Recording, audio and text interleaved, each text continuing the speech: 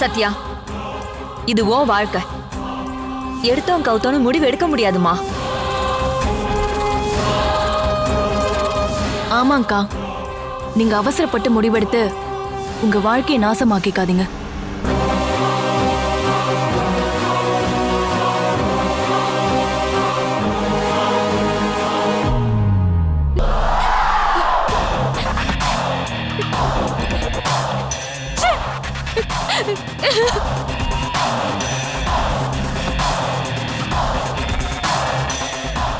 டேய் அர்ஜுன், இதெல்லாம் ரொம்ப நாசுக்கா ஹேண்டில் பண்ண வேண்டிய விஷயம்டா. அவளை அடிக்கிறதுனால எந்த பிரயோஜனமும் கிடையாது. அவளை அரவணைச்சு தான் போகணும். அப்பவும் அடங்கலன்னா பார்க்கலாம். குடும்பத்தோட கட்டுப்பாட்டை மீறி போலீஸ்க்கு போவேன்னு சொன்னான்னா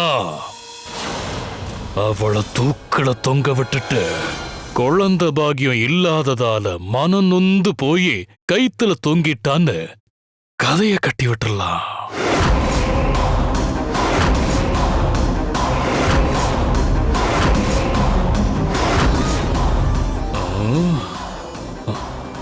நாம தாண்டா தப்பு பண்ணிட்டோம். அந்த பென் டிரைவை அப்பவே அடிச்சு உடைச்சு தூர போட்டிருக்கணும். பத்திரப்படுத்தினது தப்பா போச்சு. டேய் அர்ஜுன், இப்போதைக்கு அவன் மேல கை வைக்காத.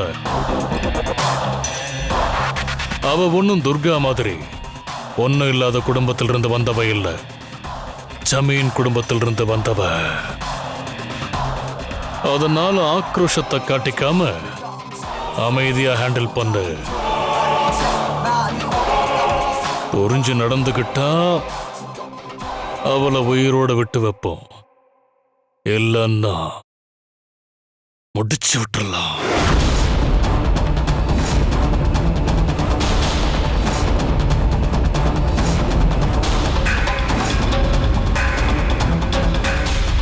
டேய், எப்பவுமே அவ மேல ஒரு கண்ணு இருக்கட்டும். சரிப்பா.